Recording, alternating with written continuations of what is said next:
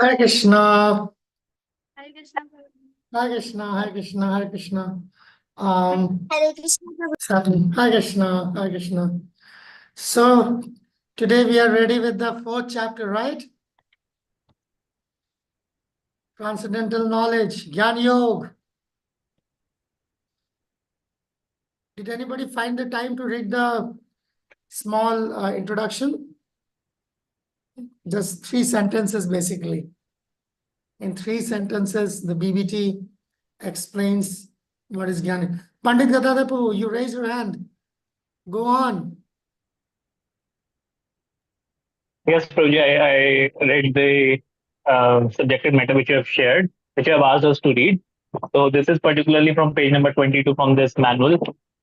So it has multiple um, um, instances to share wherein Krishna has stated what is transcendental knowledge all about, and what is again karma yoga, then what are the type of sacrifices that one needs to do, and how we can transcend those sacrifices to actual bhakti yoga. So these are some of the things which Yes, which that's we true. read That's through. true.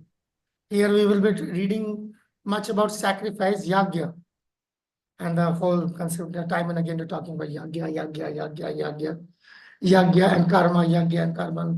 So yeah, but it has got very interesting questions also. Certain interesting questions here. Yeah. So, okay, who wants to go today?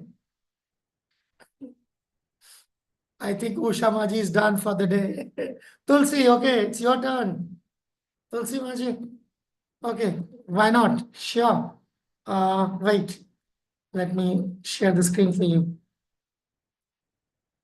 So we will read the 10 verses, first 10 verses, before we move into the next section. Okay. So very, very famous verse, extremely famous verse.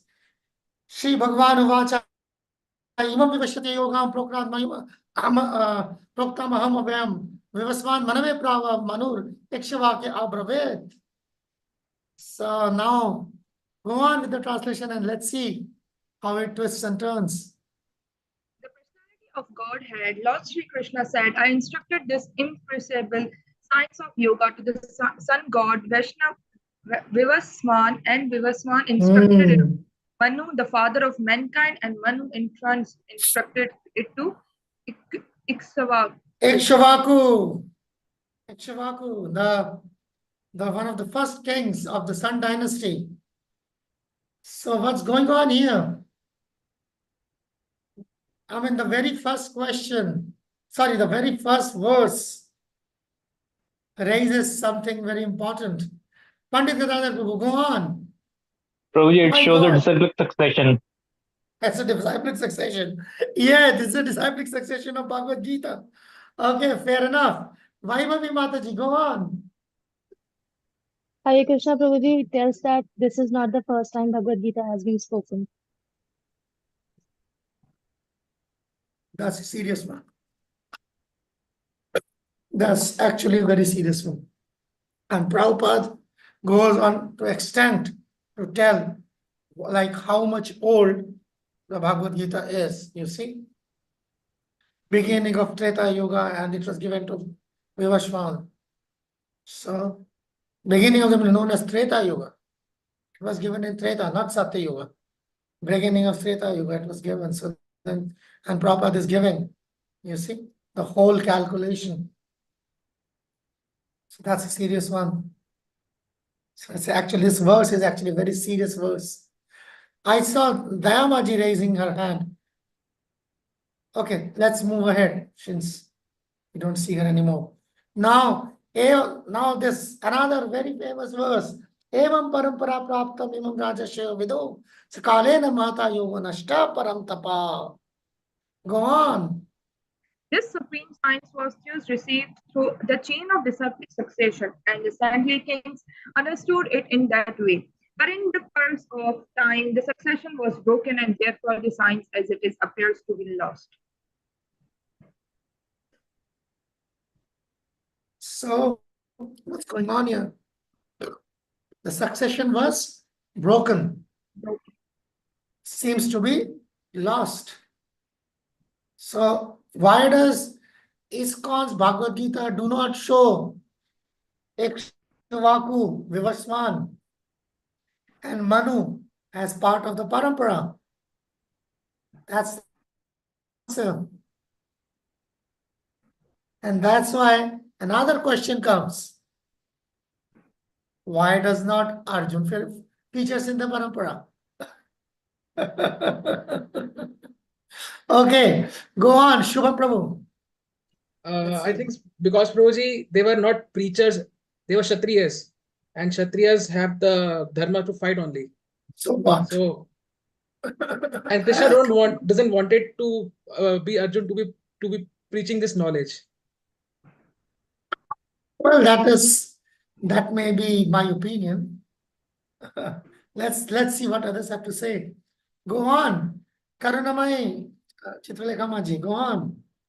Hi, Krishna Prabhuji, Dhanvat Pranam. The Vivaswan is not in the Sattvic succession because it was broken. And why Arjun is not is because he didn't accepted any disciple. He didn't pass over the knowledge to anyone. I think Okay, that would really? Okay, or maybe. All right, that's a good argument. He didn't accept any disciples. Let's see what Jyoti Maji has to say. Hare Quite Krishna, a Prabhuji. formidable argument by Chitralekha Mataji. Go on. Okay. Yes, Jyoti Maji. For the first question is like it was again re-spoken to Arjuna. Vivaswan, Ikshvaku, all these were present before Arjuna. So the order was already broken, and from Arjuna it had started again the parampara. The second part is why the Arjuna is not involved, because actually the parampara is named only after the acharyas. The who has actually all the acharyas, but Arjuna was just Kshatriya. Though Arjuna had received the knowledge, but Krishna has told that you do your duty, what you are supposed to do. So Arjuna was a Kshatriya, so it was not the responsibility of the Arjuna to preach. It was his responsibility to fight and follow. And it was the responsibility of the acharyas to pass it down to the generation. So Arjuna is not mentioned. Arguments. However, unless the argument is backed by Guru, Sadhu, and Shastra, cannot be accepted. So you see, in this, everybody tried their best to try to, this is what we call, be an apologist for Arjuna. You see, this is called the strategy of the apologists. Vaishnavas quote authority. We are not apologists. Although the argument, they have given good arguments that Arjuna was a Kshatriya, Arjuna was not a preacher, Arjuna and they didn't have to preach, and this is like, or Arjuna didn't have disciples, therefore he doesn't have. Very good arguments, but these arguments are all coming from the platform of intelligence. They are not coming from ignorance, they're coming from intelligence.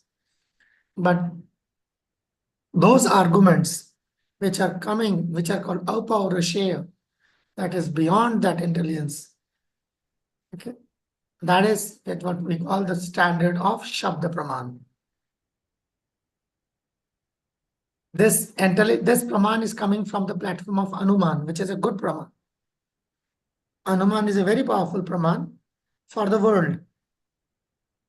If you are convincing people of the world, these arguments are very good arguments. In this world, if you want to convince people, these are certainly very, very good arguments. But perhaps these should be recorded, and these are very good arguments. Now, when we are trying to establish the absolute truth, Param Satya, then the argument for the Param Satya must come from Param Satya, because only Param Satya can establish Param Satya. Because if anything inferior can establish a superior, something superior, then actually that which we were considering inferior, in fact, is the superior. Getting my point? So therefore, absolute argument must come from the absolute. First and foremost, the disciplic succession, which has been mentioned in Bhagavad Gita, it's not about Bhagavad Gita. It's the disciplic succession coming from Brahma, which is the Vaishnav Parampara. It has got nothing to do in particular about Bhagavad Gita. In the pages of Bhagavad Gita, we have taken the opportunity, Prabhupada has taken the opportunity to establish our Guru Parampara, which is Brahma Madhav Gaudiya Vaishnava Sampradaya. It has got nothing to do with Arjuna. Okay. So now, when we are interpreting Bhagavad Gita in our Sampradaya, we are interpreting the Bhagavad Gita in our Sampradaya not on the strength of Arjuna, but on the strength of Vyasa. Okay. On the strength of Vyasa, we are interpreting. And then reinterpreting and confirming, reinterpreting the reinterpreting Bhagavad Gita on the strength of Vyasa, again reconfirming the same thing by Madhvacharya. It's Madhvacharya who wrote the commentary on Bhagavad Gita, Gita Bhashya, and which he took to Vyasadeva and got it corrected from him. So it's on the strength of Vyasa and his successor Madhvacharya is what we are talking about the Bhagavad Gita. So far Arjuna is concerned, yeah, these are very good arguments. Arjuna never had a disciple. Arjuna was not a preacher. But it doesn't matter if he's a Kshatriya or not. That doesn't matter. Because that's what Krishna says. Striya Shudra Vaishastratha Te Piyantim Param Gati. That's like Mahaprabhu says, Naham Vipro Nacha Narapati Napi Vaishana Shudra. Naham Varni Nacha Grihpati No Vanasto Yatirva. So it doesn't matter. Or in simple Bengali, Kaviraj Goswami writes the message of Mahaprabhu. Kiva Vipra Kiva Nasi Shudra Gananai. Okay. So it's not a question of Varnashram. So, but yeah, certainly Arjuna never had a disciple. Apparently Arjuna never preached. But the reason that parampara is out there is because, not because of Ikshvaku or because of Arjuna, but it is talking about our parampara. And how do we have a claim over Bhagavad Gita? On the strength of Vyasa. How did Vyasa got that Bhagavad Gita? Because he got it in Mahabharata. That's all. So Vyasa not just recorded the Bhagavad Gita, he recorded the entire Mahabharata. And who was the disciple of Vyasa? Who was doing that for Vyasa? Writing that Mahabharata? Any ideas? Yes, Shubham Prabhu. Lord Ganesh. Yes, Ganesha. So you see, Vyasa had got different kind of disciples. That includes Ganesha also. We generally forget Vyasa's disciples. One of them was Ganesha. Okay. So that's what it is. Good. That was a good discussion based on usage of intelligence, Anuman Praman, Shabda Praman. That must be there. This must be there. This must be there. That's good. All right. So where were we? Tulsi Mataji, go Verse ahead. number, okay. That very ancient science of the relationship with Supreme is today told by me to you because you are my devotee as well as my friend and can therefore understand the transcendental mystery of this science. Yes. Why am I telling you? Because you are my devotee as well as my friend. What's this going on? What kind of friend is Krishna? Is Arjuna? That friend is part of the devotee. It's not he's a devotee and he's a material friend. There's nothing material related to Krishna. So how can Krishna have a material friend? Okay. When Krishna is saying Arjuna is my friend, he's talking about an eternal relationship in this world. Okay. The Pandavas, according to Srila Prabhupada, are Krishna's associates, eternal associates in this world.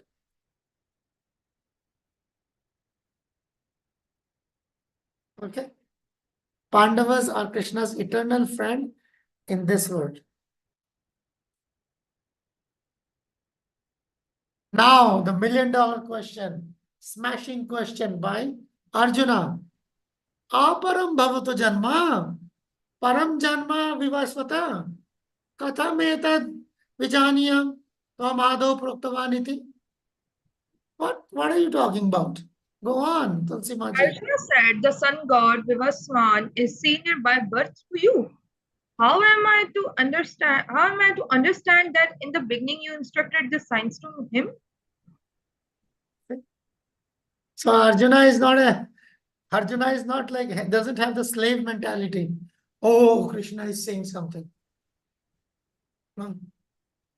So that actually gives us quite, like very deep insight into what are the characteristics of Shravan. If it doesn't make sense, you can even question God.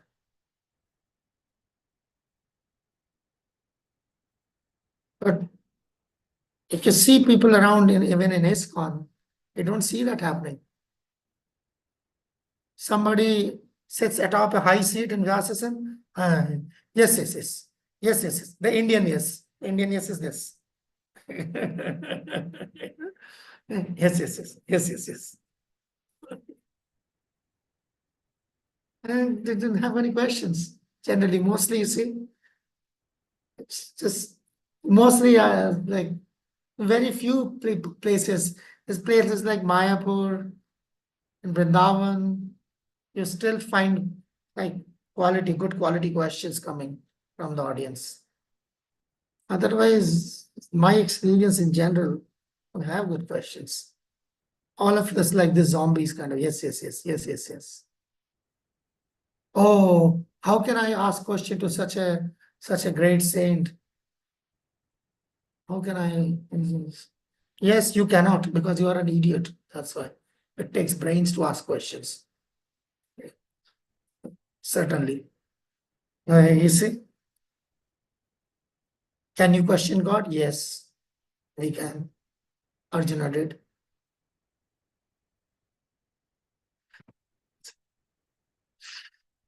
Otherwise, you will learn anything.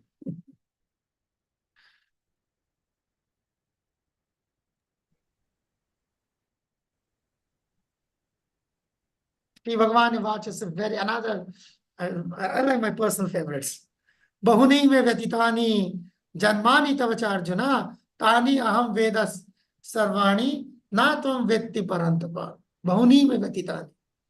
Read on. Trinity of God had said, many, many births both you and I have passed. I can remember all of them, but you cannot. Also, but through the of the enemy. Subduer of enemy. Yes. Many, Bahuni me vyatitani. So many births. Both of us. I can remember all of them. You cannot. You see?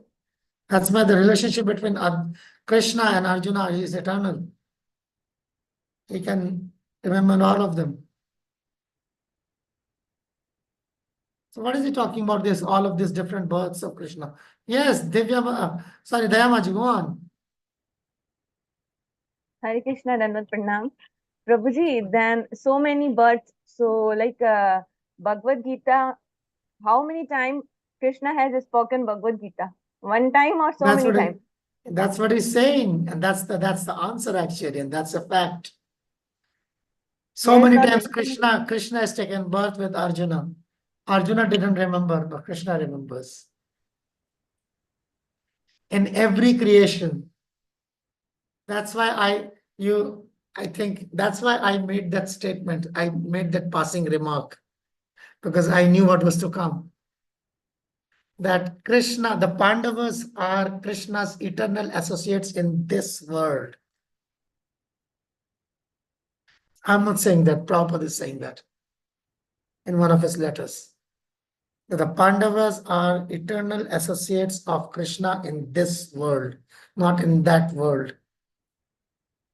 So the material world, every time there is a creation, whenever Krishna comes, is Arjuna is always with him. Every time. So then that might be new information for you. And yet with this one-time creation, no. You have no record how many times creation the creation has occurred and the creation has been destroyed. Then creation has occurred and then destroyed. It goes on and on and on. And till so many times as this has gone, that this has occurred, that many times Krishna comes and Arjuna comes along with him. And one of the rough calculation is in each day of Brahma, Krishna comes once. Every day of Brahma, Krishna comes once. When Krishna comes once, Arjuna comes with him. Every day, one day of Brahma. That means in 1,000 Chaturyugas cycles. So once Krishna comes, Arjuna comes along. Then the next day of Brahma, again Krishna comes. So in that sense, Brahma has got 30 days. Krishna comes 30 times a month of Brahma. And Brahma's days are 360 days a year, not 365. 360 days a year. So that 360 times Krishna comes in a year, and Brahma lives for 100 such days. So 360,000 times Krishna comes and Arjuna comes, then Brahma dies, another Brahma comes. He also lives for 360 360 into 1,000 into 100 years, and Krishna comes as many times. And if that calculation doesn't fit in, don't worry, don't be shy about it. We're talking about Krishna. All right, Jyotimaji, go on. Prabhuji, like anywhere it is mentioned, I don't know, means I'm asking you that, since Arjuna and Bhishma Pitama, like all these were so eternal associates of Krishna. So why do like Krishna, while they make their eternal associates suffer? Because when Arjuna came to the earth, like along with him, he suffered a lot. So I mean, why they have to suffer? Because they are so pure. Krishna also suffers what, Arjuna? But Krishna doesn't Krishna, suffer. but Krishna remembers that he is the God and he That's suffers. okay. But he suffers now. Your question was suffering. So even that is even worse if he remembers that he is God and still suffering. Krishna is not suffering. Krishna is also suffering. You see, Krishna has been driven from his home. You know, his uncle, maternal uncle, is after his life till he can get rid of him. He couldn't marry his first love, Radharani. Okay. Then he was again driven away from his Mathura by Jarasandha. Then he had to come to Dwarka. Okay. There also he is not peaceful. Then he has to come to all day, all his life is suffering. And then at the end, when he sits there, after everything is lost, Dwarka is lost, whole family is lost. Okay, let me sit down at the bottom of a tree in peace. Somebody comes and shoots an arrow through the foot. He is also suffering. What is the message? That everybody has to suffer in this material world. This place is for suffering. That's one way of looking at it. Another way of looking at it is, if Krishna is not suffering, neither is Arjuna suffering. Arjuna is suffering, but he is not complaining. Getting my point?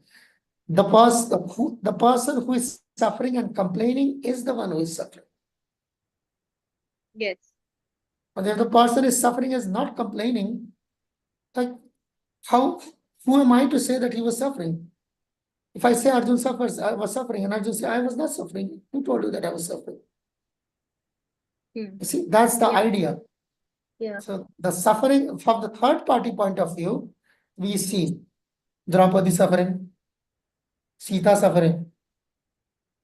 See, why so many people cannot accept Ramchandra?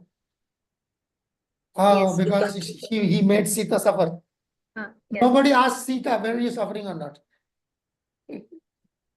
Yeah. That is called becoming the apologist for Sita.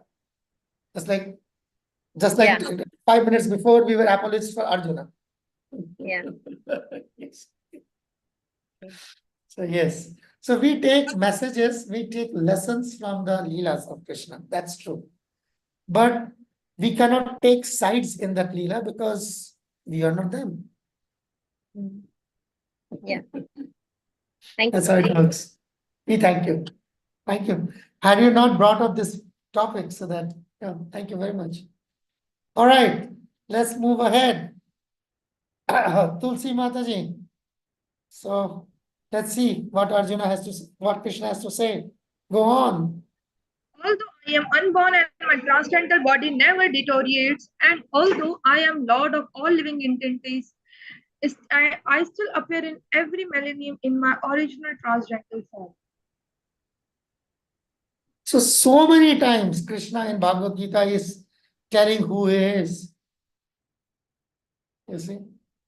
But either like general people will not pay attention to that, or they will accuse Krishna of being very, very arrogant. And Krishna is saying, I am God. Oh, that is very arrogant. Okay. This is what's coming.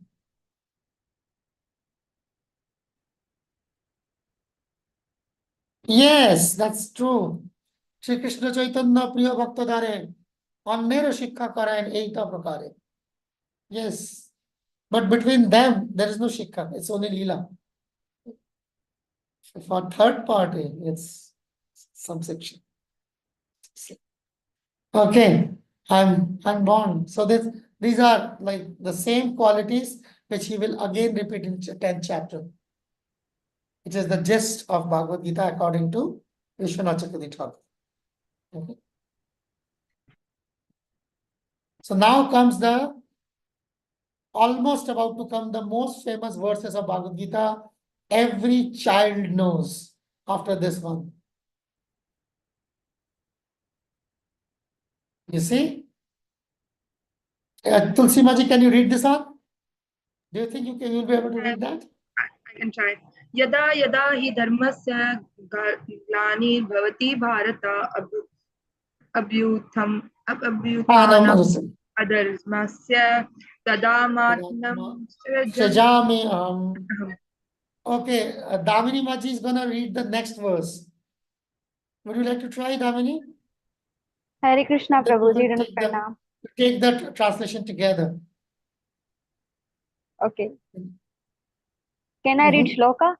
Yeah, go on. Check, Yes, check. Prabhu, I will. But I can't read the shloka. No, that's okay. Damini is reading. Damini is reading for us. परित्राणाय साधूनां विनाशाय च दुष्कृतां धर्म संस्थापनार्थाय संभवामि युगे युगे. Shabash. These are the two verses, easy ones. You people Yes, can Prabhu. memorize them. And yeah, one of those two like that's two down from the 45. Okay. Go on, read on the translation. Who was reading? Tulsi, would you like to continue? Go on. Whenever and wherever there is a decline in religious practice, O descendant of Bharata, and a predominant rise of irreligion, at that time I descend myself. Okay, and then the ninth one, the eighth one. To deliver the pious and pious. annihilate the miscreants as well as to re-establish the principle of religion. I myself appear millennium after millennium. Millennium after millennium. Yuge, yuge. You see? Yuge, yuge. Why yuge, yuge? Why yuge, yuge? We used to say yuge, it's enough. Even if you say yuge is enough. Simal Mataji, go on. Hare Krishna Prabhuji, Yuge Yuge, here Krishna want to explain that he come in every yoga, not in just a single yoga. There are 4 yugas, na? So he come every yoga. So now he has already come. Krishna is there and he's saying yuge, yuge. So what is the next yuge? Kali Yuga. You see? Can you read this? Is it like highlighted? Lord Chaitanya has the incarnation of Krishna. The personality of Godhead is described secretly but not directly in the confidential parts of the revealed scriptures. Now understand what is the yuge, yuge means? Ji, The Prabhuji. second yuge is this. So this verse in Bhagavad Gita is the indication of Chaitanya Mahaprabhu. You see, Prabhupada is giving this in the purport.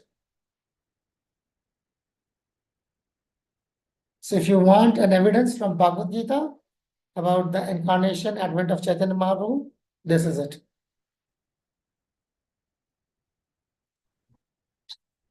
Yuge, yuge. The next yuge is Chaitanya Mahaprabhu. That's talking about all the avatar. That's why you see all this avatar thing Prabhupada is discussing. You see? Incarnation, avatars. This is why we're discussing this. Because the next time, Chaitanya Mahaprabhu. You see? Chaitanya Mahaprabhu. Okay? Wow, the ninth one again, another very, very important verse. And maybe if one of our volunteers would like to recite that, who would like to recite? Vaibhavi Maji, go on. Hare Krishna Prabhuji, please accept my humble obeisances. Mr. Maji. Janma karma cha me divyam yo veti tattvataha tyakta deham punarjanma neti mameti so arjuna. Reader. Read on the translation. Please, Vaibhavi Maji. One who knows the transcendental nature of my appearance and activities does not, upon leaving the body, take his birth again in this material world, but attains my eternal abode, O Arjuna. So now that verse is the clue for what we were discussing in the last week. Knowing Krishna. Krishna conception. Sadhan Siddha means to know Krishna. One who knows Krishna, he sees Krishna. One who sees Krishna, he knows Krishna, he hears Krishna. One who hears Krishna, who sees Krishna, knows Krishna, feels Krishna. Getting my point? One is equal to everything else. If you know Krishna, you can see, use that knowing is seeing Krishna. You see Krishna, that is knowing Krishna, hearing Krishna, smelling Krishna, touching Krishna. So you are smelling Krishna means you know Krishna. This is the crux. One who knows the transcendental appearance and activities. Janma karma. That is the difference between Krishna and the Jiva, especially the human being. For Krishna, we see Janma karma. And for the human being, we see Guna karma. Right? That's the difference. We do not, the intelligent people never see the Janma karma of another fellow human being. And for Krishna, you never see the Guna karma.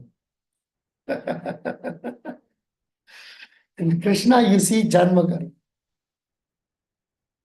And for the Jiva, you see Guna karma. Chaturvarna Mahashishtam, Guna karma vibhav. And Janma karma chamete evam yogati tat.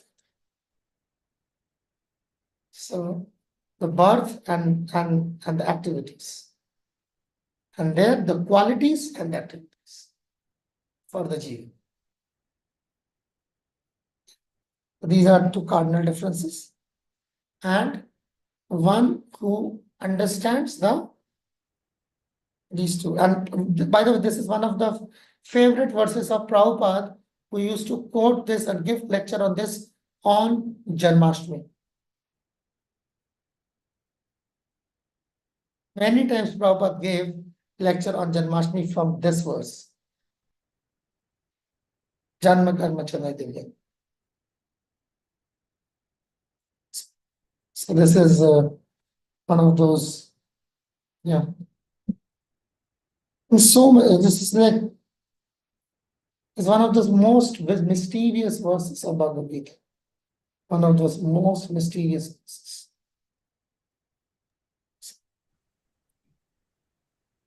Who can understand Krishna? So understanding of Krishna is not jnana. Understanding of Krishna is not jnana. Understanding of Krishna is called sambandha jnana. That is the first, if you break down bhakti into 3 stages, that's what it is. Sambandha, abhidaya, prayojan. Knowing Krishna is part of sambandha jnana, which is bhakti. It is not jnana. Knowledge of Krishna is bhakti.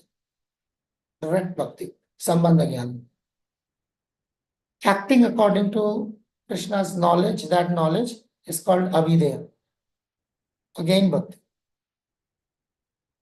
And by acting according to that knowledge of Krishna, sambandha, one gets Krishna himself. That's called prayojan. That's why it is called prem prayojan. The prayojan is Krishna prem. Prem prayojan. That's how it works. Fair enough? Questions or comments, or we will, okay. Yes, Pandit Gadadhar, go on. So, Prabhuji, as we know that Krishna was born in jail, right? So, and we know his pastimes in Vrindavan. So, does that make one, transcendental to the modes of nature and all? Yeah. When you understand that what is Krishna, what is jail, what is Vrindavan Krishna, and the more you get to understand, the more you get to know this bhakti, this is which is bhakti sambandha gyan, the more you start getting inside that, the more it starts bothering you, the more you are haunted by that, the more you are not satiated by that. By the time this starts happening, you don't know where you are. But a third person who understands bhakti knows he's going where he actually belongs to. So that's how it is. This one pastime of Krishna in jail and Krishna in Vrindavan. It's like, what is my realization on that? What is my understanding on that? And if that understanding has got any bhakti in it, that is Janma Karma Chaitanya. Getting to understand, getting inside that. Who is Krishna? Not just who is Krishna, but what is Krishna? God being in jail. Who was in jail? You see? That's why we see acharyas, they can go on writing, speaking Bhagavan, not because just like they are just chatterboxes. They have realized it. What is the realization? Realization means a person who has reached prema. So when he looks back and see these are the steps by which I reached prema, that is called realization. That is what has been given. Just like when we chant Hare Krishna, Krishna Krishna, Hare Hare, Hare Ram, Ram Ram, Hare Hare. You will see Jiva Goswami has given a commentary or a meaning on this Hare Krishna Mahamantra. The first Hare means this. The first Krishna means that. The second Hare means this. And the second means is that. Like that. All the 16 letters have been given a particular meaning. Then you see Raghunath Das Goswami. He has given yet another set of that meaning. Then you see Bhakti Vinod Thakur. He has given another set of meaning. Gopal Guru, he has given another set of meaning. So what's this going on? It's like how I can interpret the Hare Krishna Mahamantra? Not exactly. It is when Jiva Goswami, with this conception, chanted Hare Krishna Mahamantra. Till the time he made it. He was given prema by Krishna. It is only then that he revealed that when I used to chant Hare, this is what the Hare meant. And I used to say Krishna, this is what the Krishna meant. Not that like this is my understanding of Hare. No. This is the Hare by which I realize Krishna. That means this meaning of Hare Krishna Mahamantra has been tried and tested by me, I being the person who realized prema by that. Therefore, you can try this and get the same result. Mahajanayana Gatha Samantra. But if you don't want to try that, it is another one by Raghunath Das Goswami. Not interested.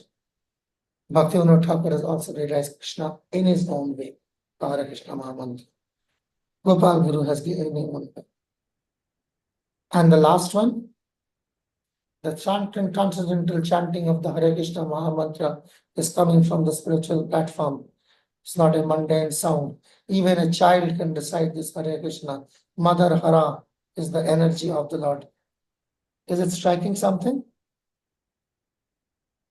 The purport written by Bhakti Siddhanta Saraswati Goswami Prabhupada and recorded by A.C. Bhaktivedanta Swami Prabhupada. That purport through the Hare Krishna Mahamantra was the realization of Bhakti Siddhanta Saraswati Goswami Prabhupada. This is how he realized Krishna when he chanted his 1 billion names, 100 billion names, sorry. And then Prabhupada gave that realization. So realization in these cases means the path of how you got the prema, and we follow the same path to see whether we can also get the prema. So then when the acharyas write that Krishna's janma in that jail was like this, it is not their interpretation, but it is their realization. They realized it first, and sometime later they wrote it down. Or they spoke it to somebody who wrote it down. That is the difference between the writings of the Goswamis and writings of the 21st century newbies or the wannabes, preacher wannabes. A preacher, a Madhyamadhikari, when he is writing for his purification. When a Prema Bhakta is writing for Krishna, not for us. We are fortunate if we can lay our hands on those books. Yes. That's how it works. That's why those Goswamis spent hours and hours writing. Otherwise, we could have said, what is this useless thing? Didn't they know Kali Yuga Dharma, Harinam Sankirtan? Didn't they know that this chanting of the Hari name is the Yoga Dharma? They should be chanting. Why are they wasting their times?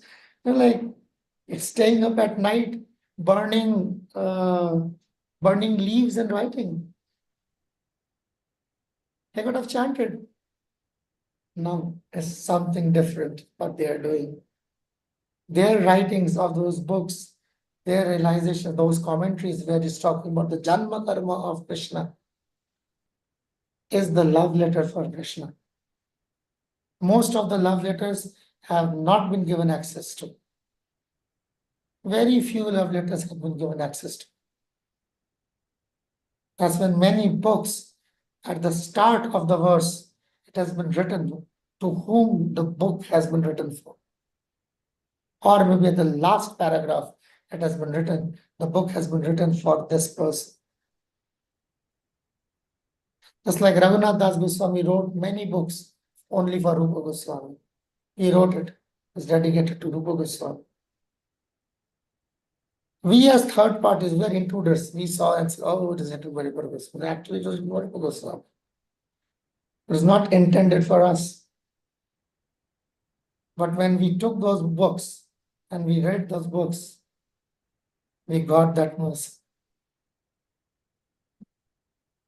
So that's the idea of realization. Janma karma chame. That's how they enter into that. That's why I said Krishna conception. Hardas Thakur was chanting 192 rounds. And Rupa Goswami might be chanting 64 rounds. Now, whose chanting is more effective? That is an offensive question. You see, we have no access to the chanting of either Rupa Goswami or Haridas Thakur. So any idiot who thinks that Haridas Thakur was chanting 192 rounds and Rupa Goswami was chanting 64 rounds, he does not understand what is Hare Krishna Mahamantra. Forget about the number of rounds. Because it is all based on the conception of the holy name. I am repeating this. Actually, I'm repeating this. I have repeated this question because this question was once asked by a quote unquote very great Gaudiya Math Acharya in one of his lectures many years, probably more years than any of you have been to Krishna consciousness. We heard that question some at one point in time. It requires really some level of arrogance before somebody can even manufacture that kind of question. Whose chanting is more powerful? Rupa Goswami's or Haridas Thakur? You are not at that stage to talk about that kind of thing. That stage is attained on when prema is my only asset. So therefore, realization, janma karma chame.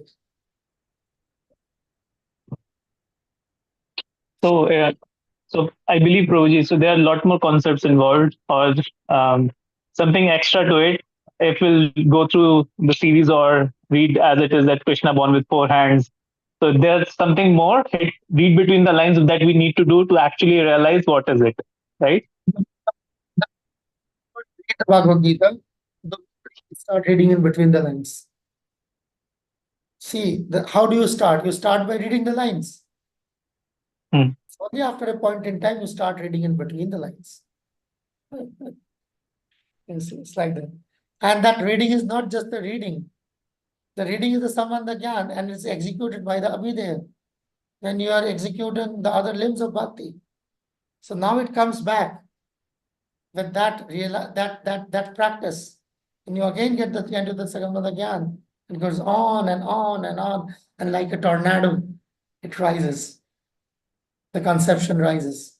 Same Bhagavad Gita. Say Bhagavad Gita. You see? Hare Krishna.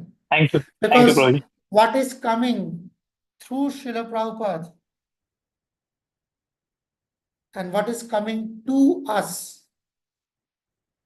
it's even beyond like something like what Prabhupada is giving is like even beyond what Prabhupada is giving, because that's called transcendental via medium, transparent via medium. What Prabhupada is writing, that's coming, it's even beyond that. Then Vyas is writing. So what is coming from Vyas? That's why it is said then when that verse is spoken, Aham Veti by Shiva. Aham Vedmi, Shuko Veti, Vyaso Veti na Vetiva. I know what is Bhagavatam. Shukadev knows what is Bhagavatam. Vyas may or may not know. What is that? We are not going to so easily believe that Vyas do not know. We are not going to give that so easily that Vyas do not know. But what is he saying when he says he may or may not? Because Vyas is like the transcendental, transparent via medium. What is coming through Vyas? That's why he asked Ganesha, do not stop when I speak. Because I do not know what I'm going to speak. It's not a deliberate exercise. It's a transcendental message that's flowing through me to you. So that's why. So that is the transcendental flow, and that is called parampara. So when I am reading Bhagavad Gita, I'm thinking, oh, this is Prabhupada wrote deliberately. That's why Prabhupada used to be so many times, so many pastimes, so many of his disciples have narrated that Prabhupada used to read his own books. And not just read his own books, he used to get startled. Oh, is this what I have written? Is this what I have written? It's because of that. That's why Prabhupada so many times said that these books have not been written by me. I don't understand that. Because what is flowing through Prabhupada, that is even beyond Prabhupada. And that is what Krishna exactly asking Arjuna to do. Nimitta matva bhavasajya sabvisachi. You just become my instrument. And what you will be capable of doing is beyond your own personal capacity. That is Janma Karma Cha Me Divyam.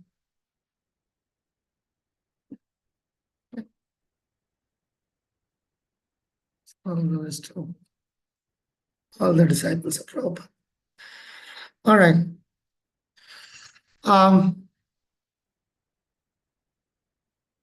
Okay, Vitaraga Bhayakoda. So many places you will find Vitaraga, Vitaraga, Vitaraga. You'll find this. Vitaraga Bhayakroda. Go on, Tulsi Mataji. Attachment, fear, and anger being fully absorbed in me and taking refuge in me, many persons in the past became purified by knowledge of me. And thus they all attained the transcendental love for me. Everybody should like kind of make a sticker or put it around their head. This one.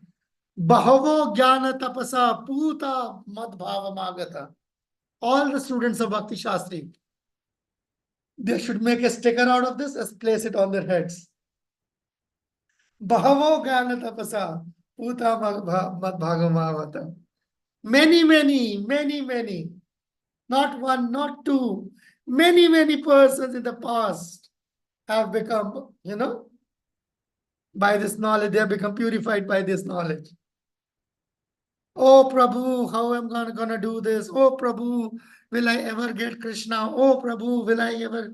Prabhu, Krishna is saying, many persons, not one, not two. One of the most encouraging verses of Bhagavad Gita. Many people have done that before. Okay. So you see, many devotees, many sadhakas have become pure, like realized Krishna prema in the past.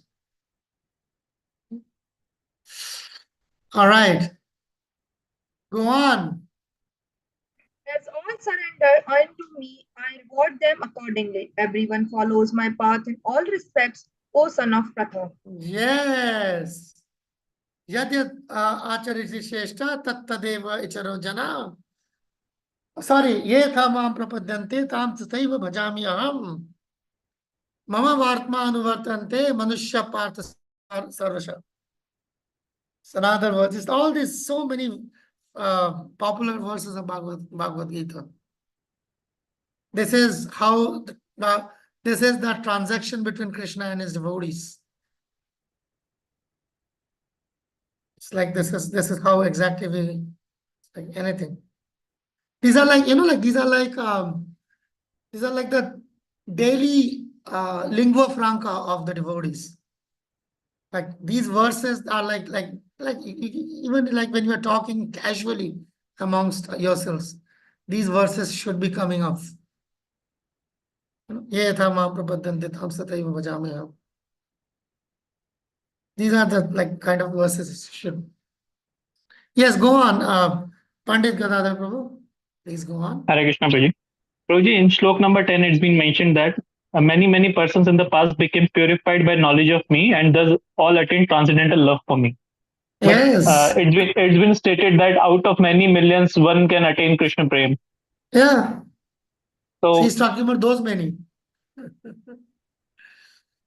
Manusya, what is that? Muktanam Abhisidhanam Narayana Prayana Sudurlabha Prashantatma Kotishu Api Mahamune. Kotishu Api Mahamune. So then amongst those Koti, what is that Mahamune? But then there have been many Mahamunis. There have been many Mahamunis. It's a fact. That's the point. it's the So plural here, then. It's not singular. no, not at all. Not at all. And that's why all this, all of you sitting here on that path, Kotishu Api Mahamuni. We're coming to that. It's only a matter of time. It's only a matter of time. There's no turning back, you see. Krishna consciousness is like underworld, one-way street. You can get in, you can't get out. The other day I was speaking something like that, I think to Devika, I guess, right? That day, who was I talking to? Devika or maybe Namrata. I said, this is like underworld. You can get in, but you cannot get out. Spiritual life is like that. You see, you can go out of, you can go out of Krishna consciousness, but you cannot get the Krishna consciousness out of you. You can leave ISKCON, but you cannot, the ISKCON doesn't leave you. That's a fact. That's a fact. And then the ISKCON here doesn't mean just the organization. It means the Krishna consciousness. All right. Let's go to the other one. This was one of those very famous and very popular verses. As I see, this is such a big purport by Prabhupada. Next verse. Do we need to change the reader? Like Tulsi, you are comfortable? Yeah. Okay, go on. Men in this world desire success in fruitive activities and therefore they worship to demigods. Quickly, of course, men get results from fruitive activities in this world. Yes. One is fruitive activities, another is fruitive work. That is karma kanda. Okay. So fruitive activities is kamya karma. These are the Sanskrit. Fruitive activity means karma, kamya karmas. And fruitive work means karma kanda. So people get results from karma kanda because they are looking for kamya karma. Desire that kind of thing. I need this thing, that thing, and so many. See? And therefore they worship the demigods. There is where demigods come into play. Demigods are supposed to be respected, whereas Krishna or Vishnu is meant to be worshipped. What happens? People end up worshipping demigods and respecting Vishnu. You see, that's what happens. Oh, Vishnu, Vishnu, Vishnu, Vishnu, Vishnu. You see? And they worship the demigods. It's like that. Okay.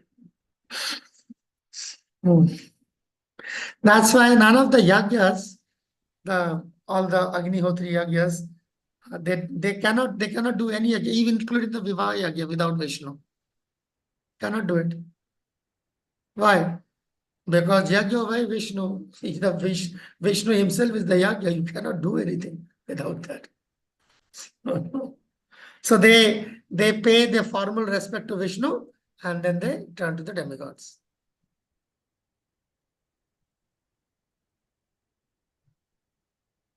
All right. Now comes the guna karma. First came the janma karma and now coming the guna karma. Chaturvarnamaya system guna karma vibhaskasha tasya kartaram apimam vidhi akartaram avyayam. Go on. According to the three modes of material nature and the work associated with them, the four divisions of human society are created by me. And although I am the creator of this system, you should know that I am yet the non-doer being unchanged ever. So now Krishna is talking about like who created the Varnashram, that Krishna is the creator, and the creation of Varnashram is done so that the objective of Varnashram, which is Krishna, is met. Through the Varnashram, the goal of Varnashram, Vishnu or Krishna, is to be met. Okay. That's why. So I am not yet the non-doer being unchangeable. I created the system, but still, okay, this is rather very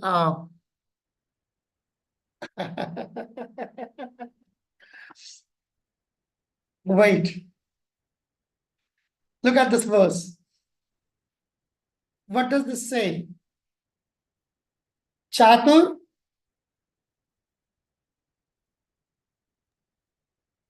What is it say? Chatur. Varnyam Prabhuji.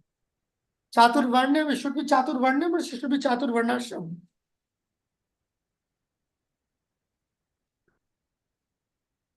Where is the ashrama? How come Krishna like skipped the ashrama, forgot? Vyasa forgot to write it.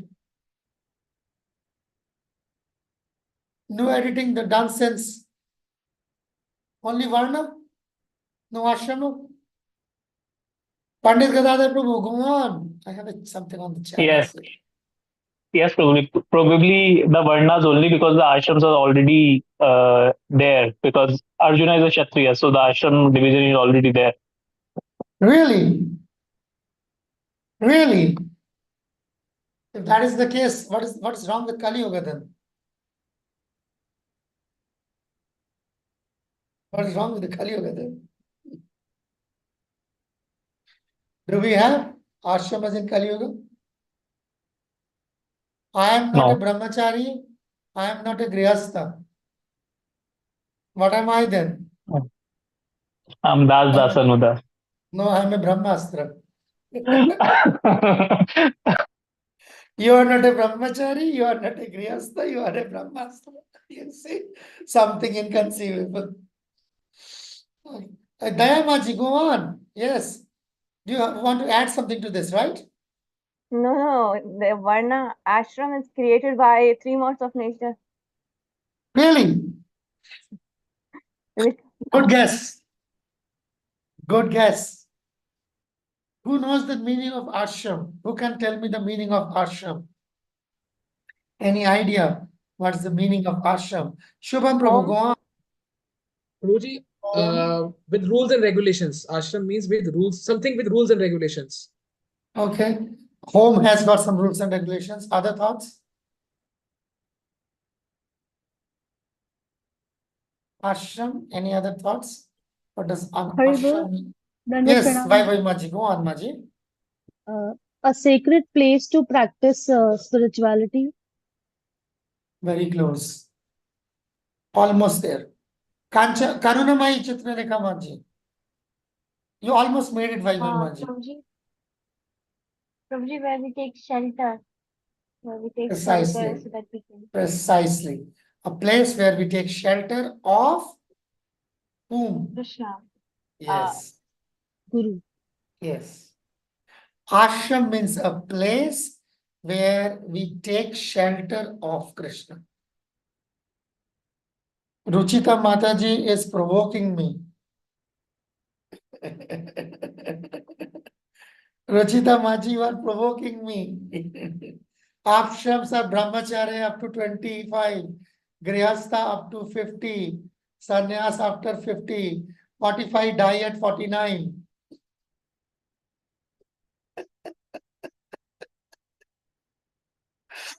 And I am going to turn 45 in another week.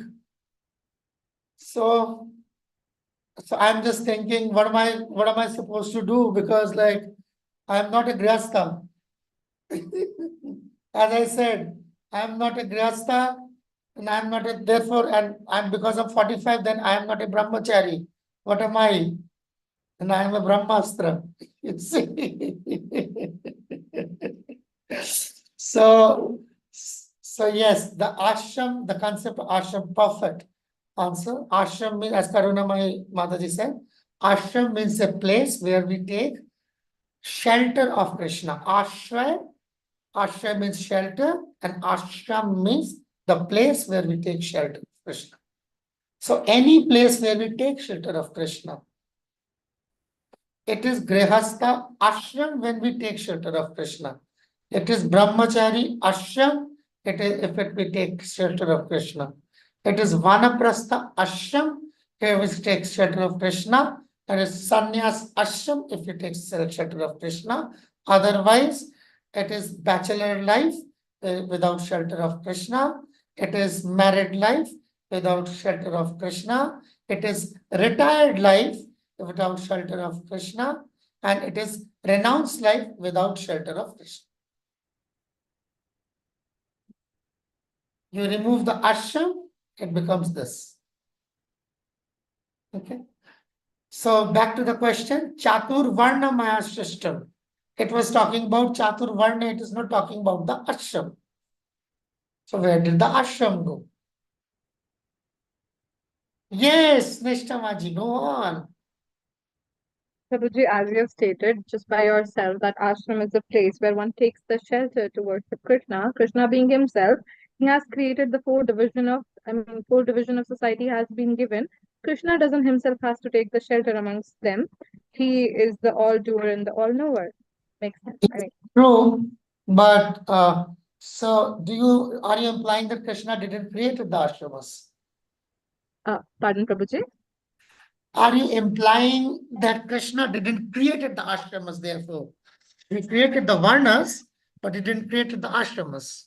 No, the Is question that what was you... that Krishna was not, how he's the non-doer in that sense. I've answered that he's Yeah, not coming under ashrams because he's not taking the true, of them. true, but he's saying, I created the four varnas. So who created the four ashramas? If it's not Krishna who created the four ashramas, is there such Vishnu. a thing called ashramas? Prabhuji, Vishnu. Okay, he's smart. Let's go to Vishnu. Let's go to Vishnu. Ashram is voluntary.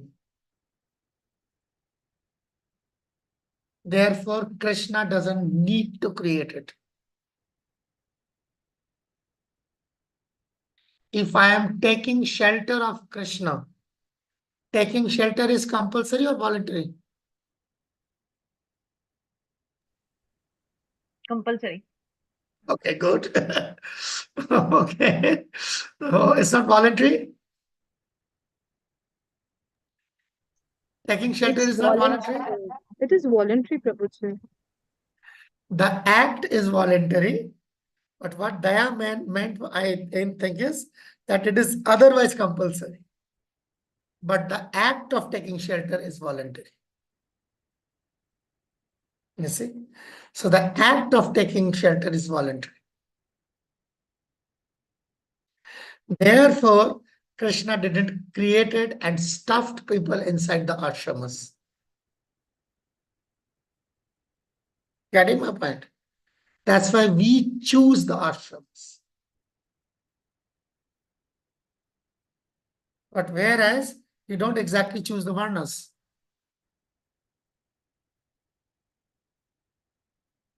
Getting my point? Therefore, you generally, so the idea when Krishna is saying Chatur Varna Maya Shashtam, Guna Karma Vibhagasa. Let's go back to the translation so that life becomes a little easy. Who did he created the Chatur Varna for?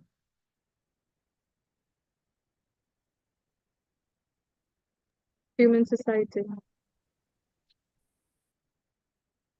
Yeah, you can say human society. But if the verse itself, the Sanskrit itself says Chatur, does it say Manusha? Does it say Nara? Does it say anything like that? Close? No. Because the Varna is part of the creation. Chatur Varna Maya Shashtam. The four Varnas are not just part of human society, but the four Varnas are part of the creation. Entire creation. Whereas ashram is the specific requirement for human society. Because only in human society it is possible, relatively easy, to take shelter of Krishna. The four divisions based on guna karma. What are the four divisions? Brahmana, Kshatriya, Vaishya, Shudra. Right? Okay. Can you name what? Wait. Somebody wrote something. Ruchita. Yes. Yes. But that is according to if they are human. How about Brahmana in the society of animals?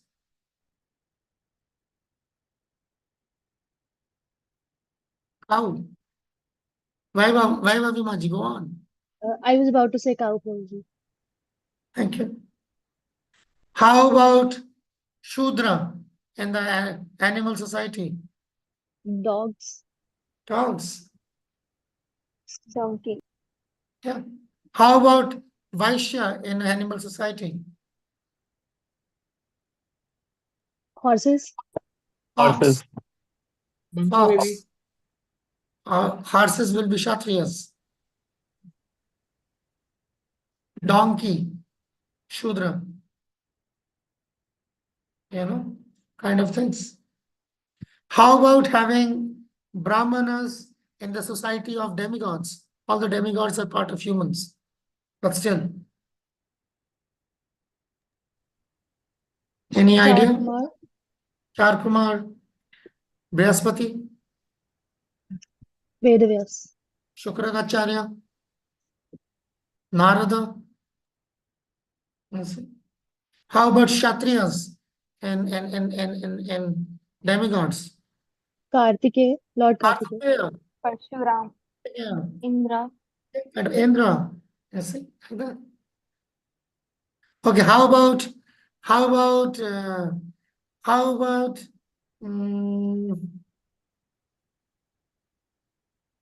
Shudra in the society in the species of trees? Cactus, poisonous trees like what do you call that? Daturam. How about a Brahmanical tree? Banyan tree. Banyan tree. Fig tree. You see? Tulsi leaf. Yeah, tulsi, bay leaves. Bay tree. It's like that. So you can find Chaturvarnya everywhere. It's part of the Shishti. Guna karma vibhagasha. But then, if you want to become a brahmachari, grihastha, vanaprastha, sannyas, you have to take shelter of Krishna. Therefore, a society which do not have ashrama can survive, but it cannot progress. But there is no society without four varnas. If you have four ashramas in a society, it can progress spiritually. It does not have four ashramas in the society, it can survive. But if you do not have four varnas, it cannot survive. Therefore, in order for a society to survive, it must have four varnas. That's why the four varnas are intellectuals, mercantile men, administrators, and workers. Getting my point? That's why for the creation, the bare minimum creation, Krishna gave that. And then from the time of when Brahma came and he made the secondary creation, do we see Brahmanas, Kshatriyas, Vaishyas, Shudras, they're coming to the fore. That's how it works. All right, let's move ahead. Shall we move? Somebody, Jiamaji, go on. हरे कृष्ण प्रभु जी दंडवत प्रणाम प्रभु जी ये जो हम सुनते हैं कि ना कृष्णा के ये जो वर्ण है कृष्णा के पार्ट्स हैं जैसे हेड माउथ लेग्स वगैरह ऐसे तो इसको कैसे समझें कि जैसे अभी आपने I was about, you read my mind or what? What did you do? I was thinking about it. Oh, maybe somebody might ask that Virat Rup question. And here we have Jia Mataji. That shows the difference between a Bhakti Shastri student and a Bhakti Vaibhav student, of course. So, yeah. Yeah, that's because that's the Bhakti Vaibhav question coming from the Bhakti Vaibhav student. Yes. So those are Virat Rup, which is a temporary form of Vishnu. It's not a permanent form of Vishnu. So when Krishna is talking about creation, Chaturvarna Maya Shrishtam, he's talking about the permanent Vishnu, not the Virat Rup, which is the temporary form which represents the entire creation. It doesn't create anything by itself. Virat Rup do not create anything by itself. It is the sum total of creation represented in Vishnu. Not that Krishna is or Vishnu is creating that thing, but the whole creation put together as a representative of Vishnu. It's like that. That the creation is also non-different from the creator in that sense. However, Vishnu is not, the Virat Rup is not creating that. It is basically left to Brahma to do the nitty-gritties. The primary creation done by Vishnu, and then he also create the secondary creator himself to do the secondary creation. And then everything, the demigods are coming out, the Brahmanas are coming out, the Prajapatis are coming out, everything is coming out.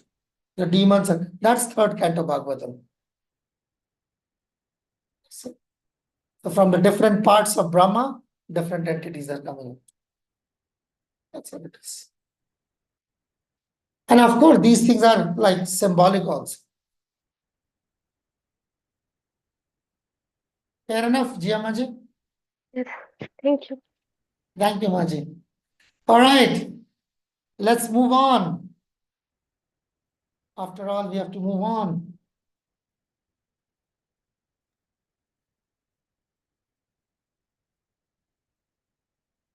न माम कर्माणि लिम्पति न मे कर्म फले स्पृहा इति my योग विजानाति कर्म भिन्नम सबध्यते. Read on, Tulsi Mataji. Affects me, nor do I aspire for the fruits of action.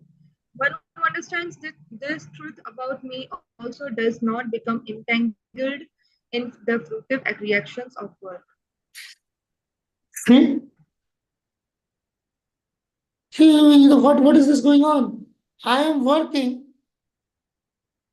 with like fruitive work. That's what he's telling. Even a karma kandi, if he can understand this, he can be absorbed and he gets promoted from karma kanda to the higher echelons. You do not understand that Krishna is not affected by the work because he does not aspire for that. Then the karma kandi simply by this is called jnana yoga. This is the classical case study of a jnana yogi. Okay. How from karma kanda you can rise to jnana yoga. You see?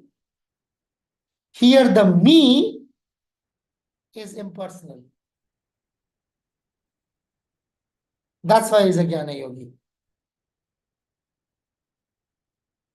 Okay. So he can understand that. You see, because the Prabhupada is giving this analogy. You see? As there are constitutional laws in the material world, stating that the king can do no wrong. The king can do no wrong. Or that the king is not subjected to the state laws. So therefore, he is the creator. He is not Krishna.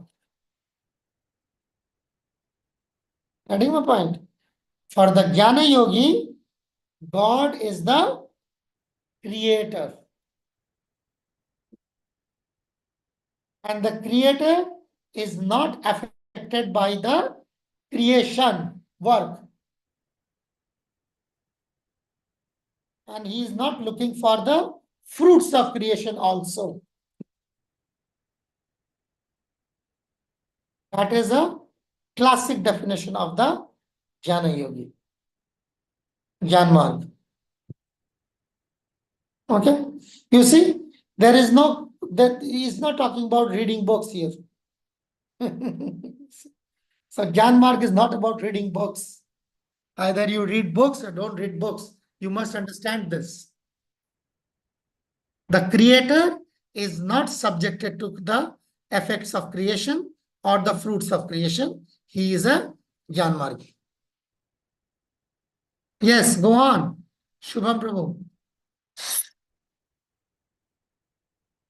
Sorry, it got like by accident. Oh, all right. So, evam jatva kritvam karma. Go on, Tulsi Mataji. Liberated souls in ancient times acted with this understanding of my transcendental nature. Therefore, you should perform your duty following in their footsteps. See? Liberated souls. So, Jnana Marg is liberated by Jnana. One can get liberation by the marg of Jnana also.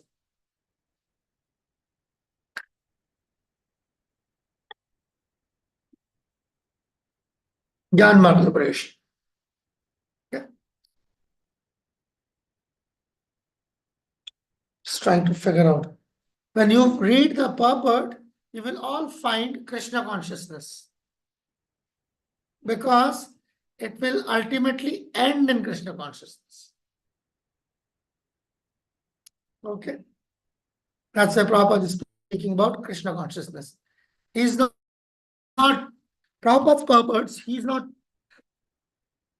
so much wasting his time. I would, or should I say, or should I not say wasting his time? I don't know whether it's appropriate to say like that. Better I don't say like that. But he's not spending time on differentiating so much what is Gyan Marga, what is Karma, what is Karma Kanda, and what is Bhakti. Because his approach to this Bhagavad Gita and his Bhaktivedanta purpose, the approach is to take it, every yoga, to its finality, which is the Bhakti Yoga. That's why we always find this shift. Even in the Jnana Yoga chapter, we're talking about Krishna consciousness. Because when the Jnana Yoga will progress, it will lead to Krishna consciousness. Kim karma iti kavayo api apratamohita. Even Brahma doesn't know. Tatte karma pravakshami yadgyatva mokshreya shubhat. I'm going to tell you that, by which you will become liberated. Okay? Read on, Tulsi Mataji. The intelligent are bewildered in determining what is action and what is inaction. Now I shall explain to you what is action, knowing which you shall be liberated from all misfortune. So here it's again starting Karma Yoga from this verse. It's a telltale definition of Karma Yoga. You see, what is action and what is inaction? Kavayo atra mohita. Kavayo. Who is the Kavi? Kavayo, Kavaya, you see? Kavaya means the intelligent. Kavaya, the another synonym for Kavi or Kavaya is Brahma. You may not know. Mohita. Kavaya includes, the highest Kavi is the Adi Kavi, Brahma. Even he might not know. May know, may not know. That's why I am telling you what it is. Karma Yoga. Okay. So now we are starting with Karma Yoga. So that was the Jnana Marg, and now he is coming to the Karma Marg, Karma Yoga, because Jnana Marg use elements of Karma Yoga. We will see that later on. Okay. Otherwise, why is he speaking like, sometimes speaking Jnana Marg, sometimes speaking Karma Marg? Krishna doesn't have a plan in his mind. He's just speaking extempore. No. He's very, very organized when he's speaking. Karmanopi apabodhavyam bodhavyam cha vikarmana akarmanascha bodhavyam gahana karmano gati. That's why he says. It's very difficult to understand. Go on. The intricacies of action are very hard to understand. Therefore, one should know properly what action is, what forbidden action is, and what inaction is. See all three things. Action, forbidden action, and inaction. Let's see that one.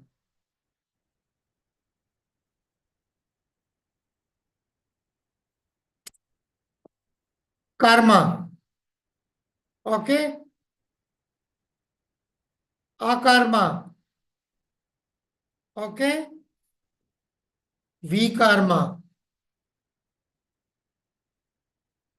Fine. So this is the other akarma. Mas tesu akarmani. Remember 247? Yesterday somebody asked that question. So that akarma was not acting. And this akarma is action without reaction. Reactionless work, which is bhakti. Three things. Karma, which carries a positive action. Vikarma, that carries a negative action. Akarma, it does not carry any reaction.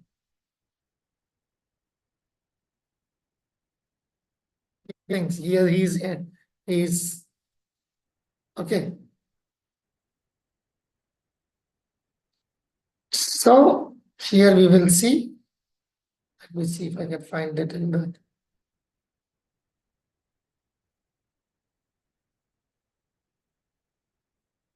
Okay. You see, the Prabhupada is writing that, the purport. To understand all this, one has to associate with authorities in Krishna consciousness. He's not saying devotees in Krishna consciousness, authorities in Krishna consciousness. The authority is not, in this case, the authority is not the temple president or the Bhakti Vriksha program coordinator, Shastri coordinator. Authorities in Krishna consciousness,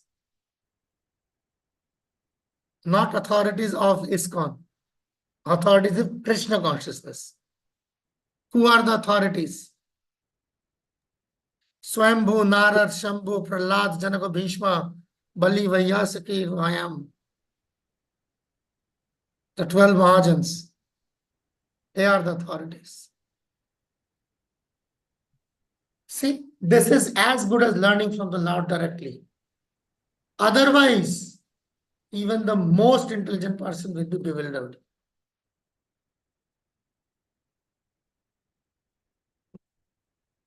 That is the standard.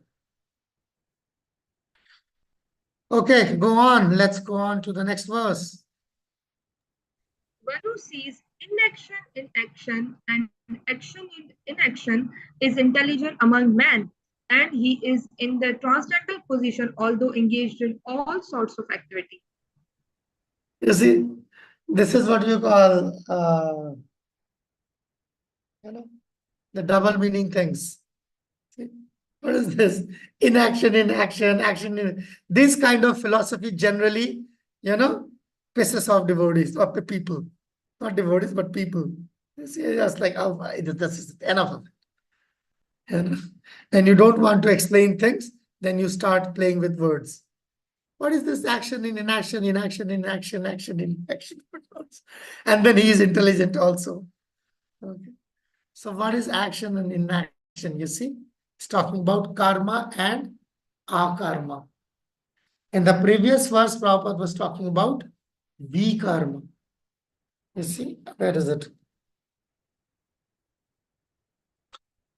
See?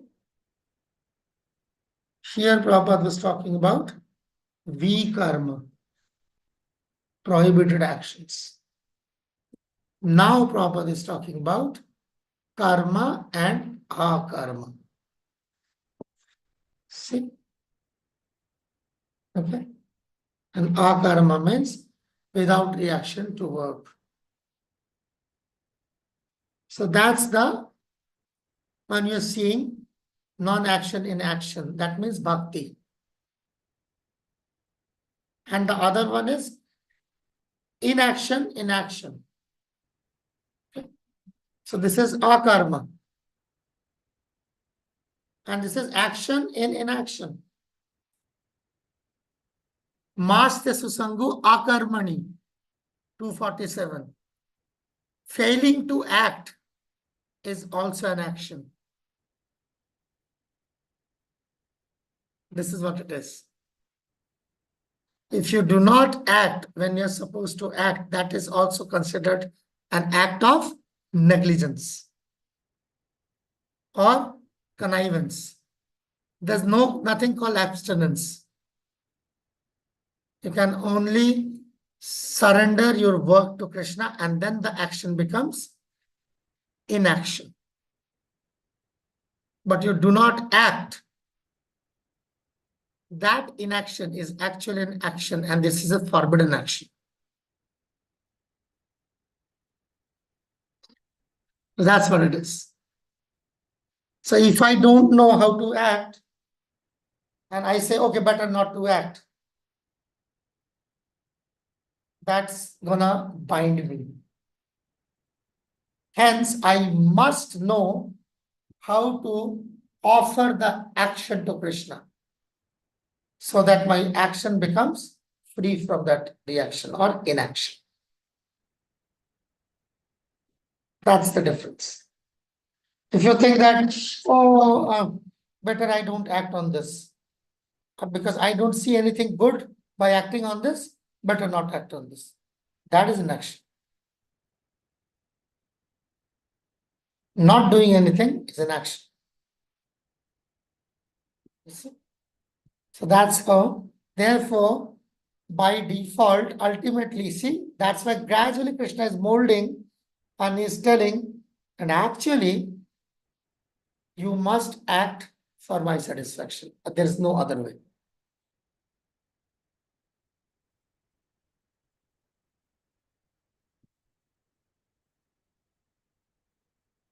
Go on. Any questions on that? Might be complicated. Was getting too much. Jyoti Maji, go on. Prabhuji, how can we apply it in our daily life? You can apply it in daily life, yes. You Like have to how, apply it in daily life. if we want to see the inaction in action and action in action, so how do we understand it in our daily activities? Yeah. So, every day I have to cook. Okay. That action is there every day. So, before that action, you pray. What is the first thing the devotees do before they start anything else? Pray. So, let's go. We start a class, we pray. We start our japa, we pray. We start doing kirtan, we pray. Yeah. We go travel somewhere, we pray. We eat, before that we pray. We wake up in the morning, we pray. That's what we do all day long. Pray, pray, pray, and pray. So while we are working, before we start the work, pray. That makes the action inaction. You fail to pray, and even if you don't work, today I'm sleeping all day long, I'm not working. That inaction becomes an action. Ready? Okay. Therefore, before we go to sleep, we pray. So after we rise up from the bed, we pray. Yeah. So all day long, everything must be preceded by prayer, and all the actions become inaction. You fail to pray, all the inaction becomes action.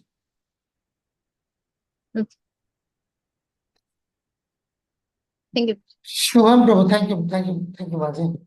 Shubham Prabhu.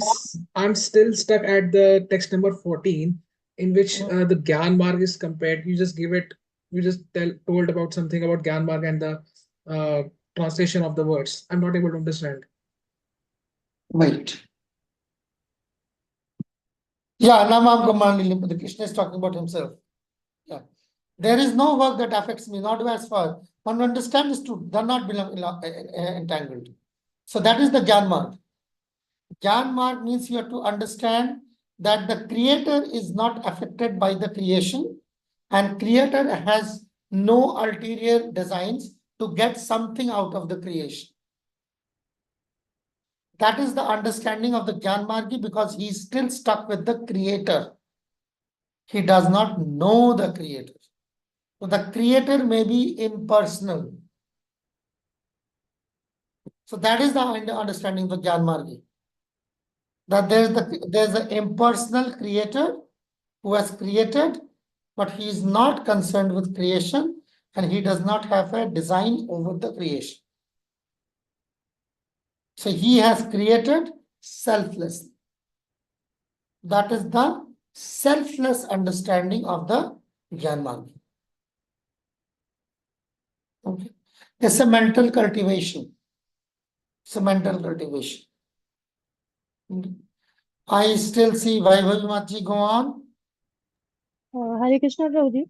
So can we understand like this, that if we fail to pray, then the inaction turns into action, as you said. So does that lead to karma?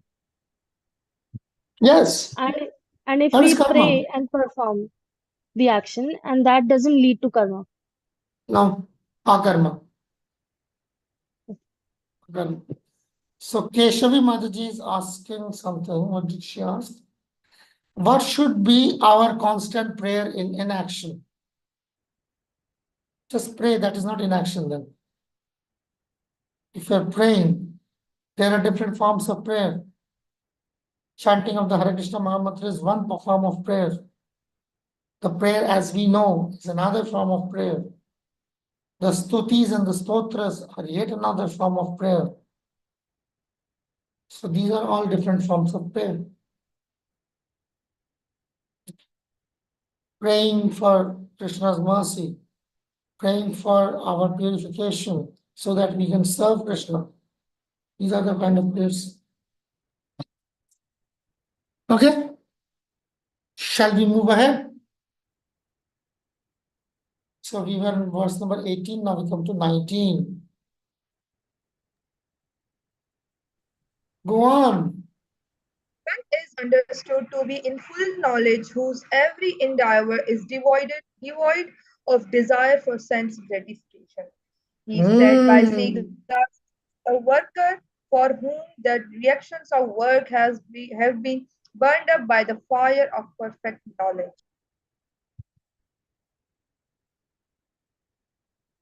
You see, that's a very important verse actually. This verse tells you that even jhana can burn up karma. You see, Jnan Marg can burn up karma. It's not just the Bhakti Marg, but even Jnan Marg can burn up karma. This verse is the verse. Maybe you can take a note of this verse. You see? Jnanagni dagdha karmanam. Clear cut. Clear cut. Jnanagni dagdha karmanam. The fire of jhana burns away the karma. So it's not just the bhakti, but even Jnan Marg can burn up karma. So what is the difference between, or what is the advantage of bhakti over jnana? That might be a question. This verse says that Jnan Marg can destroy karma. That means you can become liberated. How can one be liberated if the reaction to the karma is not destroyed? So here it says that the Jnan Marg, it burns away the karma. Okay. So then what is the difference between bhakti? What is the advantage of bhakti over jnana?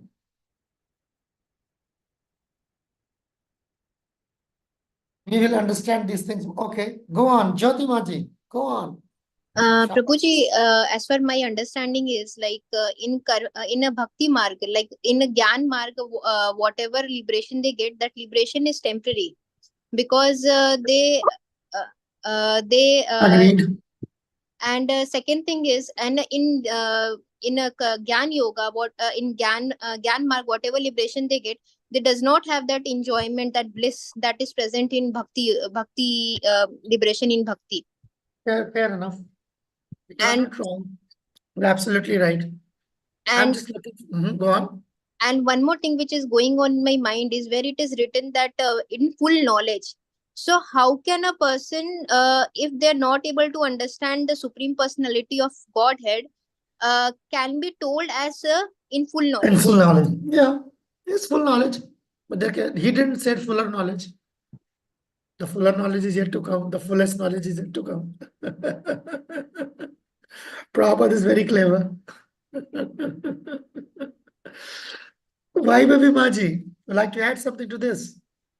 Go Prabhuji, in Gyan Marg, one tends to go for liberation, whereas in Bhakti Marg, the practitioners, they don't seek liberation; they want to Aspire. serve. Okay, that's a difference. That's a big difference. That's a big difference. Okay, but not okay. Okay, let's take what Nishtamaji has to say. Nishtamaji, go on.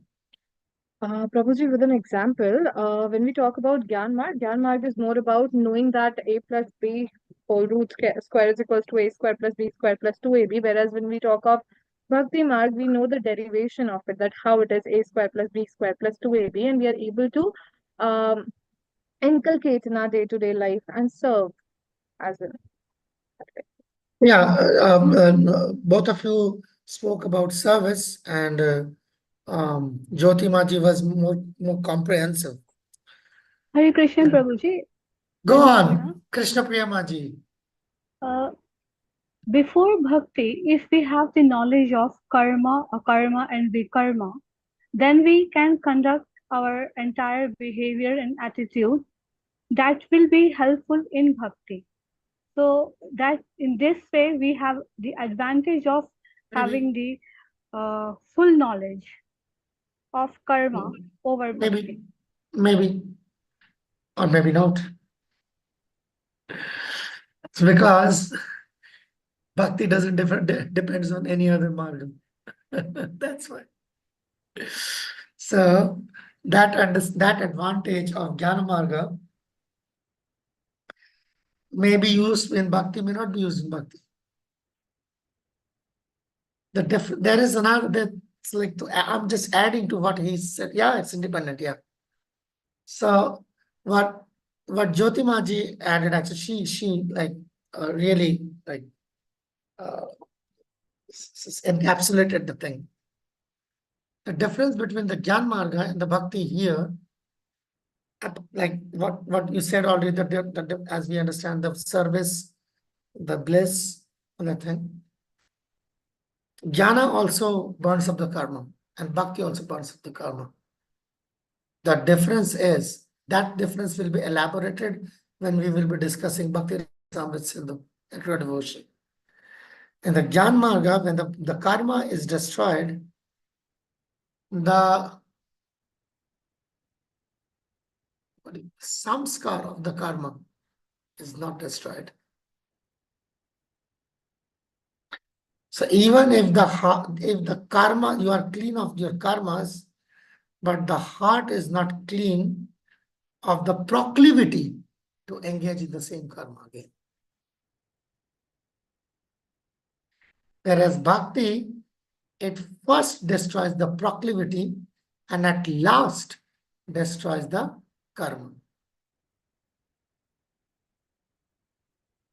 Karmani nirdahati, kintu bhakti bhajam, Brahma Samhita.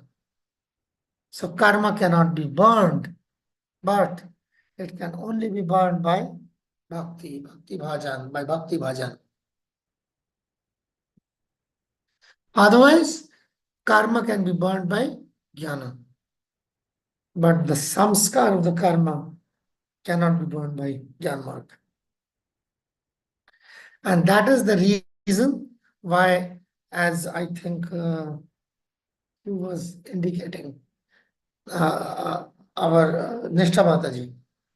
So actually, the person, even if he is getting the liberation, he will not sustain that liberation for long. Because his heart is not purified of the tendency of karma. So that's why that person has to come down to the material platform. From the Brahma platform or the Jnana Marga platform. Jnana Yogi. Okay? So let's move ahead and we'll try to finish up till verse number 24, this concept today. Okay? Go on. Tyaktva karma phalam ansangam. All attachment to the results of his activities, ever satisfied and independent, he performed no fruitive action, although engaged in all kinds of undertaking. See? Attachment to results of his activity. That has to be given up. So it's a mental exercise. That's why, as we said, most of the bhakti is on the platform of subtle body. The gross body is basically just going through the motions of the subtle body. So it is the subtle body which has been targeted by bhakti. So gross body. So apparently he is not performing any fruitive action. It doesn't say that he didn't perform any action. He is not performing fruitive action, kamya karmas. Okay. Always engaged in all kinds of undertakings. He is working, but it is not kamya karma.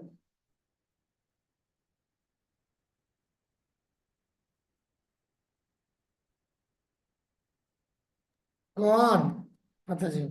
The man of understanding acts with mind and intelligence perfectly controlled, gives up all sense of proprietorship over his possessions and acts only for the bare necessities of life. Thus working, he is not affected by sinful reactions. You see, now the element of Vairagya is entering. He is giving up all sense of proprietorship. See? He is not giving up the proprietorship. He is giving the sense of proprietorship. Don't think that the Gyan Magi person is practicing Gyan Marga, he will give up all his property. He is a beggar now. The beggar is not a Gyan Margi. The attachment to the property and the possession. And how can you do that? Not by the body, but by the mind and intelligence, subtle body. Give it up the subtle body. Then he is not affected by the reactions.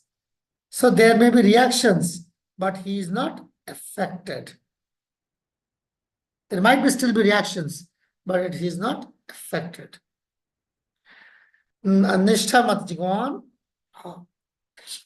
Prabhuji, may you please once again tell the difference between sense of proprietorship versus proprietorship, as in you stated that they're not giving up proprietorship, but just the sense. Yeah, I'm not the proprietor. I understand the property is under my care, but I don't own it. I'm responsible for it. Just like man has been given dominion, it's like just like in Bible, it says that man has been given dominion over the animals. So therefore the Christians think, oh, because man has been given dominion over the animals, I can eat. And Prabhupada reads the Bible and he starts laughing. He said, he's like foolish people. Jesus means man has been given dominion over the animal, means that the man has been given dominion to protect the animals, not to kill it. And what is the meaning of dominion? So that's the idea. So when I have been given the property, I have been given the property to maintain it on behalf of Krishna, not enjoy it instead of Krishna. So that is the sense of proprietorship. Okay. Just like we have got children, or we have got parents. So children, we have got dominion over our children. That doesn't mean we exploit our children. We protect our children. And how do we protect our children? We protect our children by educating them, training them, leading them the way. We protect their human rights. We don't curb their human rights. That's what it is. All right. 22. Yadischa labha santushto dvandadandito vimarsara. Very nice verse. Go on. He who is satisfied with gain which comes of its own accord, who is free from duality and does not envy, who is steady in both success and failure, is never entangled, although performing actions. This is the signature verse of a detached person, especially on Gyan Marg. This is also, you can find a similar kind of things for a person on the higher stages of bhakti. You may find, may not find. But Gyanmarg, it's a must. It's a must. In the beginning stage of sadhana bhakti, it might not be the case. But you will see in the higher stages of bhakti, you will see these conditions. But for Gyanmarg, has to be through and through. Okay? Satisfaction. That means what? Satisfaction is not one of the 24 elements of creation. Remember. Okay? 5 sense objects, 5 working senses, 5 knowledge occurring senses, 5 elements, mind, body, mind, intelligence, ego, Mahatattva. Satisfaction is not part of the Mahatattva. Satisfaction has to be practiced.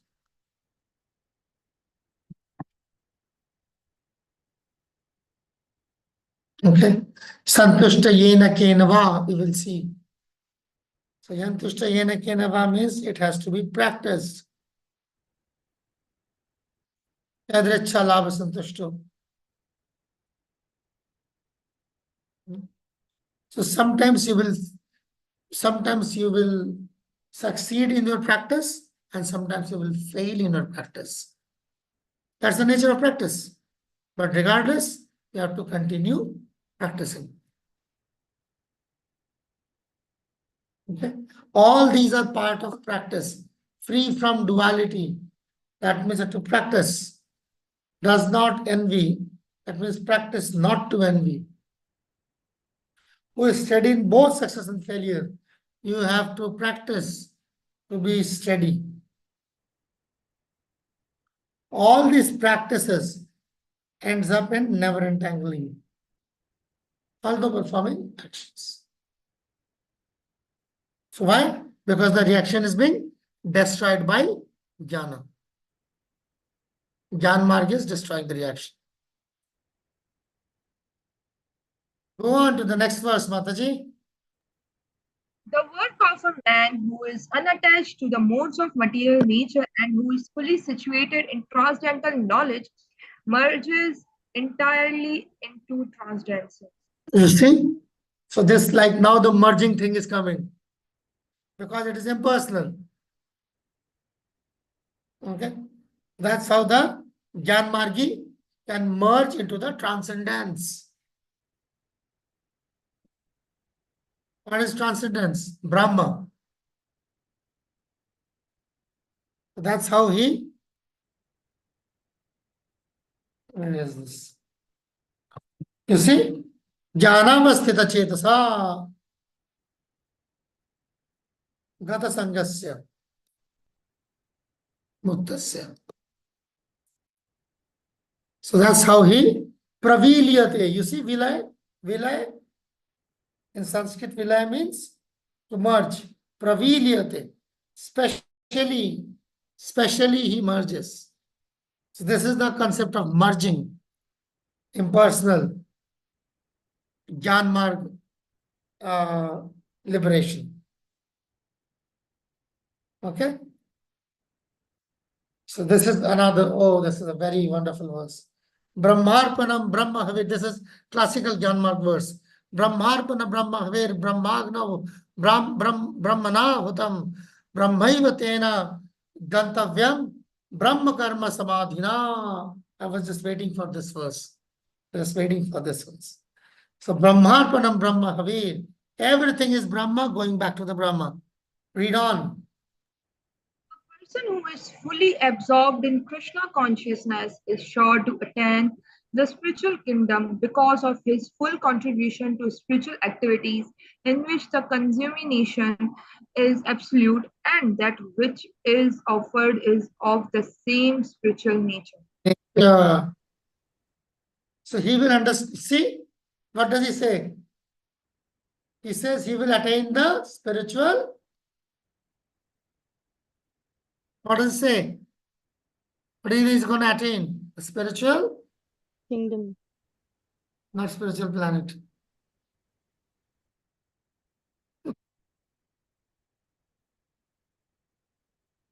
Getting the difference? He will attain the spiritual kingdom. That doesn't mean Golok Vrindavan.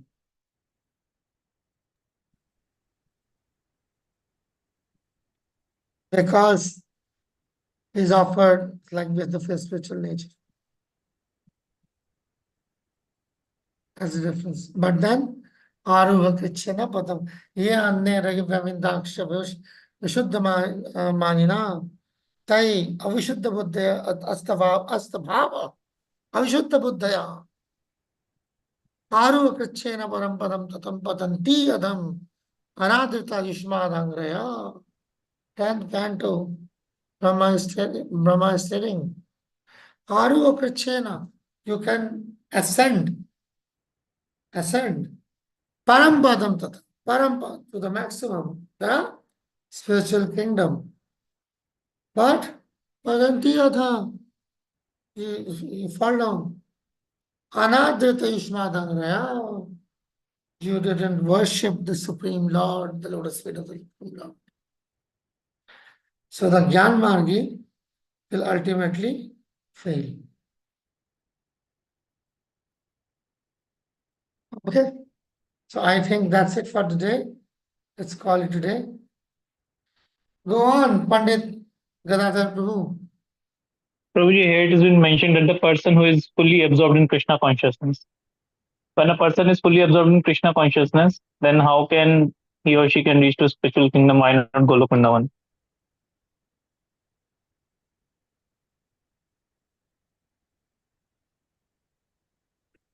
Is fully absorbed in Krishna consciousness. Is the Krishna is making all that difference. He does not know Krishna actually. He is only involved in actually the spiritual consciousness.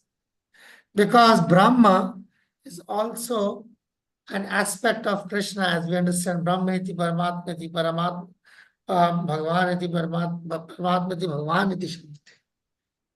Therefore, from the least angle, the Brahma part, Krishna has been used. But actually, when it's talking about here, the Krishna consciousness, it is not fully Krishna, that means it's not fully Krishna conscious. Fully not dedicated to bhakti. The start of bhakti. Maybe some tinge of bhakti is there. But by and large, it is impersonal. So you are going to get the result of your karma, and it can be resolved of your karma, but still, because you don't have any personal relationship with Krishna, it's going to be the Jnana Marga, liberation. Okay. I know you are not fully satisfied, but it will be clarified further. I can understand the difference between okays and okay. Okay, we will discuss more tomorrow. All right. So thank you very much. Tomorrow is okay. This is another day, and we shall have to see next week. Or we shall be finishing it in next week, right? All right. So that's not going to be that problem, because 18th is Pandava Nirjala. So you have to make the necessary arrangements. All right. Thank you. All glories to all the assembled devotees. All glories to Srila Prabhupada. Hare Krishna. Hare Krishna. Hare Hare Krishna. Krishna. Thank you so much. Hare Krishna. Hare Krishna. Pranam to all devotees. Hare Krishna. Dandavat Hare pranam. Krishna. Thank you. Hare Krishna. Prabhu. Hare Krishna.